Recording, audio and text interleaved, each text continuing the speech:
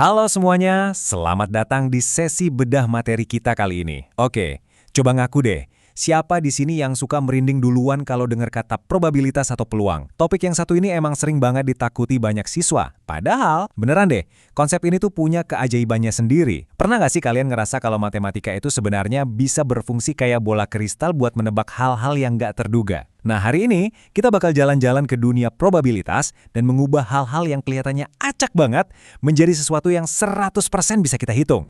Jadi pertanyaannya gini, bisa nggak sih kita memprediksi masa depan? Coba kalian pikirin sebentar. Kita tuh sering banget merasa kalau kejadian di hidup ini ya murni acak aja, sebuah misteri yang nggak mungkin bisa ditebak. Tapi apa iya hidup ini benar-benar nggak punya pola sama sekali? Jawabannya, polanya itu ada. Mengutip penjelasan brilian dari Einstein Education, teori peluang justru bikin manusia bisa memprediksi kemungkinan terjadinya sesuatu di masa depan. Dan skalanya nggak main-main loh, mulai dari perhitungan polis asuransi yang dibikin buat orang tua kalian, sampai ngitung risiko peluncuran roket ke luar angkasa. Fakta menarik nih, tokoh sekelas Galileo Galilei aja sampai meluangkan waktu buat meneliti permainan lempar dadu, cuma demi menguasai konsep prediksi yang satu ini. Biar gampang, ini dia peta perjalanan kita hari ini. Kita bakal mulai dari fundamentalnya, memprediksi peluang masa depan. Lanjut ke kejadian atau yang saling lepas, dan yang tidak saling lepas. Setelah itu, kita bahas kejadian dan yang saling bebas. Dan terakhir, kita hadapi tantangan bosnya, peluang bersyarat. Tujuan utama saya hari ini cuma satu, menghilangkan rasa takut kalian sama rumus matematika dengan menyusunnya jadi sistem yang super simple dan logis. Oke, kita langsung masuk ke bagian pertama, memprediksi peluang masa depan. Apa sih sebenarnya esensi dari materi ini? Simpelnya gini, kita tuh lagi ngomongin yang namanya kejadian majemuk. Alih-alih cuma memprediksi satu hal tunggal, kayak cuma melempar satu koin, di sini kita lagi mencoba memprediksi kombinasi dari beberapa kejadian sekaligus. Misalnya nih, kalian melempar dua buah dadu berbarengan, atau mengambil beberapa bola dari dalam kotak. Intinya, kita lagi memprediksi sebuah peristiwa yang sedikit lebih kompleks ya. Nah, ini dia aturan pamungkasnya. Kalau kalian cuma mau mengingat satu hal aja dari seluruh pembahasan ini, ingatlah jalan pintas ini. Di soal peluang majemuk, kalau kalian ketemu kata atau, itu berarti probabilitasnya harus ditambah. Tapi kalau kalian melihat kata dan, itu artinya probabilitasnya harus dikali. Ini tuh benar-benar kunci rahasia kalian. Pahami dua kata kunci ini, dan kalian bakal bisa ngerjain hampir semua soal peluang yang ada. Berbekal kata kunci ajaib tadi, mari kita masuk ke bagian kedua. Kejadian atau yang saling lepas. Yang berarti, siap-siap kita pakai operasi penjumlahan ya. Pas kita ketemu skenario kata atau, kita harus cek dulu, ini masuk jenis yang mana. Ada dua nih. Pertama, saling lepas, yang artinya kedua kejadian itu murni terpisah, nggak ada tumpang tindih alias nggak ada irisannya sama sekali. Terus yang kedua, tidak saling lepas. Kalau yang ini berarti ada kejadian yang beririsan atau bisa terjadi secara bersamaan. Jadi penentu utamanya cuma satu, ada irisannya atau enggak. Biar makin kebayang, kita lihat contoh soal dari Zenius tentang melempar satu buah dadu ini. Pertanyaannya, berapa peluang munculnya angka ganjil atau angka genap? Coba kita bedah. Kejadian A itu angka ganjil, 1, 3, 5. Kejadian B itu angka genap, 2, 4, 6. Sekarang saya tanya, ada nggak sih angka di dadu yang ganjil sekaligus genap di saat yang sama? Jelas nggak ada kan? Berarti irisannya 0. Ini yang dinamakan benar-benar saling lepas. Dan karena nggak ada irisan, terus kata kuncinya tadi adalah atau, ya kita tinggal jumlahin aja peluangnya. Peluang angka ganjil itu 3 dari 6, atau 3 per 6. Peluang angka genap juga 3 per 6. Ditambahin deh, hasilnya 6 per 6, alias 1. Artinya peluangnya 100%. Logis banget kan? Kalau kalian lempar dadu, hasilnya pasti genap atau ganjil. Matematika di sini ngebuktiin realitas dengan sangat sempurna. Tapi, gimana kalau situasinya dibikin agak lebih rumit? Masuk ke bagian ketiga kita, ada irisan, tidak saling lepas. Coba bayangin soalnya diganti. Kita mau nyari peluang munculnya angka ganjil atau angka prima di pelemparan dadu. Angka ganjil itu 1, 3, dan 5. Kalau angka prima di dadu, itu 2, 3, dan 5. Nah, kelihatan nggak bedanya? Ada angka yang tumpang tindih kan? Betul banget.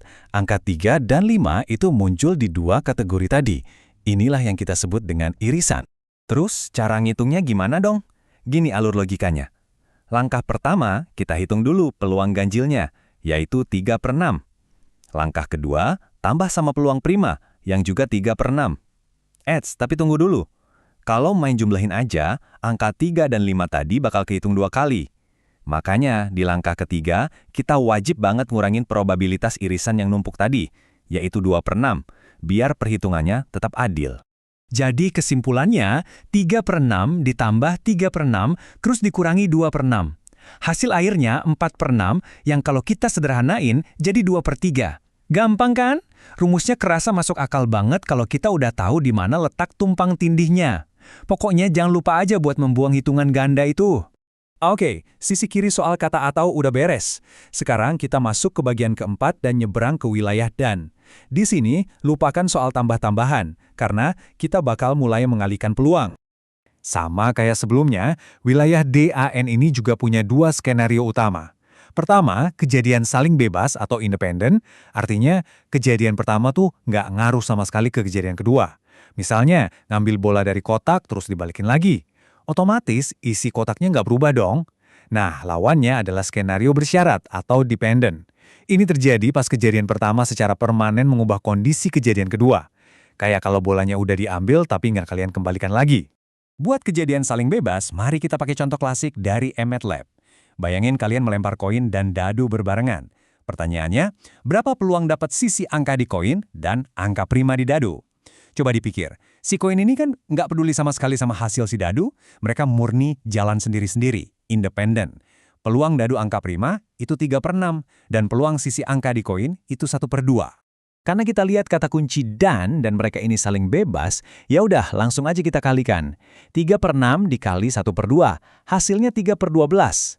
Tinggal disederhanain dengan rapi, jadilah 1/4. Memuaskan banget ya, pas 2 kejadian yang kelihatan acak, ternyata bisa dikunci jadi 1 angka probabilitas yang pasti. Dan akhirnya, kita sampai di bagian kelima. Tarik nafas dulu, karena kita bakal melawan bos terakhir dari probabilitas majemuk, pengambilan tanpa pengembalian atau peluang bersyarat. Ini lumayan menantang karena situasinya terus berubah. Biar nggak bingung, coba kita visualisasikan langkah-langkah dari contoh Zenius ini. Bayangin ada kotak di depan kalian, isinya 2 bola biru dan 3 bola hijau. Berarti total ada 5 bola ya. Kejadian pertama, kalian ngambil 1 bola hijau. Peluangnya tentu aja 3/5. Tapi ini jebakannya, bolanya kalian simpan dan jangan dimasukin lagi ke kotak. Nah loh, realitas di dalam kotak udah berubah. Total bola sekarang tinggal 4. Jadi buat kejadian kedua, pas kalian mau ngambil bola biru, peluangnya bukan lagi 2/5, tapi berubah jadi 2/4. Buat cari jawaban finalnya, gampang. Tinggal kalikan aja probabilitas awal dengan probabilitas bersyarat yang baru tadi. 3/5 dikali probabilitas yang baru, yaitu 1/2. Itu dari 2/4 yang udah disederhanain ya. Dan kita dapat hasilnya 3/10. Jadi, peluang terjadinya kejadian pertama dan kejadian kedua di situasi bersyarat ini adalah 3/10. Indah banget kan matematika itu? Perubahan sekecil apapun di awal bisa kita hitung dengan super akurat sampai akhir. Hah, oke. Kita udah berhasil ngelewatin semua konsepnya. Nah, sebagai bekal, ini dia cheat sheet alias contekan pinter yang wajib kalian catat buat ujian. Pertama, lirik kata atau, itu tandanya kalian siap-siap nambah. Kedua, cek irisannya. Kalau ada yang numpuk, wajib dikurangi. Ketiga, cari kata dan, itu sinyal buat mengalihkan. Dan keempat, khusus buat perkalian, cek baik-baik apakah ada kata-kata soal pengembalian barang, tanyain ke diri sendiri. Totalnya berkurang nggak nih?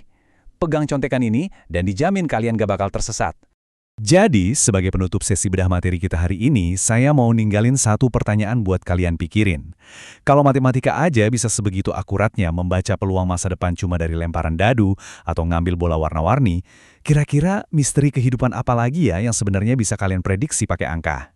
Mulai sekarang, coba deh lihat matematika bukan sekedar hafalan rumus buat ujian, tapi sebagai lensa super tajam buat memahami cara kerja dunia di sekitar kita. Terima kasih banget udah nemenin saya belajar di sesi ini. Teruslah penasaran dan sampai jumpa di pembahasan seru berikutnya.